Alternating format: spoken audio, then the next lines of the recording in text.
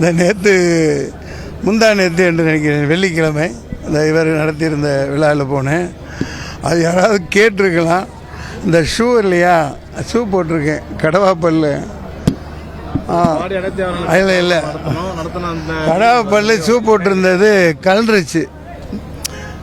அது ஒரு 4-5 வருஷம் ஆகிடுச்சு. நேற்று காலையில் போய் அதை சுரண்டி மாட்டிகிட்டு வந்துட்டேன் நான் இந்த பல்லு. அதை சரி மறைவாக அது எடுத்து அதை பத்திரப்படுத்தினேன்.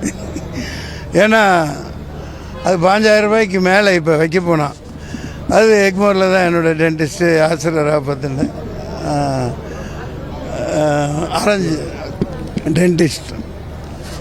அதை எடுத்து வச்சா மன்சூர் அலிகான் வாயிலிருந்து என்ன எடுத்தார், வைரல் ஆகிறது. வாயிலிருந்து எடுக்கிறதுக்கு என்னத்தை எடுக்க, நான் என்ன லிங்க எடுக்க பிரேமானந்தாவா, என்னத்தை சொல்கிறது? நம்ம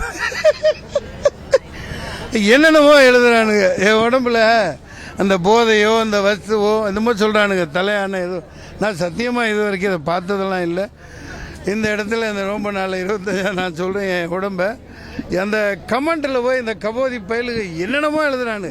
ஆமாம், நண்பர்களோட தொல்லை தாங்க முடியல சார், இப்படியெல்லாம் எழுதுறான் சார். எல்லாம் எழுதிட்டு போட்டோம். அதாவது என் உடம்புல ஒரு 0.1% இந்த பிளட் டெஸ்ட் எடுத்து ஏதாவது ஒரு அந்த உபப்பொருள் இந்த இது இருந்துச்சுன்னா நான் இதே இடத்துல தூக்கில் தொங்குறேன். நான் போதைக்கு எதிராக சரக்குன்னு படம் எடுத்தவன். அது மக்களுக்கு என்னை பற்றி இருக்கிறவங்களுக்கு தெரியும், சொல்கிறேன்னு சொல்லிட்டு போட்டோம். அது யாரோ அதை போட்டு விட்டாங்க. அது நான் பண்ணது தப்பு. தொப்பியை வச்சு மரவா இப்படி எடுத்து உள்ளே வச்சுட்டு அதை நான் பொருத்திட்டு வந்துட்டேன். ஒரு சொத்த பொருளுக்கு ஷூ கலந்துக்குச்சுப்பா, கேப்பு. அதை வாழ்த்துக்கள். எல்லாம் நல்லா இருக்கும், ஜெகஜோதியாக இருக்கும், அட்டகாசமாக இருக்கும். அதிமுக பாஜக தலைமையிலான கூட்டணி நடத்துற ஒரு விழாவை கலந்துருக்கீங்க. கூட்டணிக்கு ஏதாவது ஆதரவு தெரிவிங்க. யாதும் ஊரே யாவரும் கேளு. நான் எதுவும் நடக்கும் பாருங்க, பொறுத்திருந்து பாருங்க. எங்க ஆதரவு ஜெயிக்கிறவங்களுக்கு. ஆமா, இப்தியாருங்க கூப்பிடுறாங்க, கலந்துக்க தவிர்க்க முடியாது.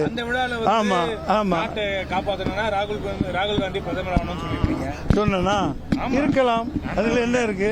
நேற்று ட்ரம்ப் ஒன்று சொன்னார், இன்றைக்கி ஒன்று சொல்கிறாரு. எடப்பாடி ஐயா இங்கே பாருங்கள், ஒரு மத ஒற்றுமையையும் அந்த இத்தனை பேர் யாரும் பேசாத இந்த மாதிரி அந்த ஒரு போர் முடிவுக்கு வரணும், இது இன்னசென்ட் அப்பாவிகள் கொல்லப்படுறாங்க அப்படின்னு இந்த நல்ல நாளில் வேண்டிக்கிட்டார்.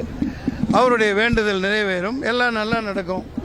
ஏன் இவங்க எதிர்ப்பு ஆதரவு அதெல்லாம் அடுத்து அங்கே தேர்தல். இப்போ இது தமிழ்நாட்டுக்கான தேர்தல், அதை முதல்ல நல்லா புரிஞ்சுக்கோங்க. தமிழ்நாட்டுக்கான தேர்தலில் தமிழரை தேர்ந்தெடுப்பார்கள். களம் காணத்தான் போகிறோம். இந்த பாடி வியாபாரிகள் சங்க தலைவர், எங்கள் இந்திய ஜனநாயக புலிகளின் பொருளாளர் சபீர் அகமது நிற்கலாம் பாடியில், நான் எங்கேயாவது நிற்கலாம்.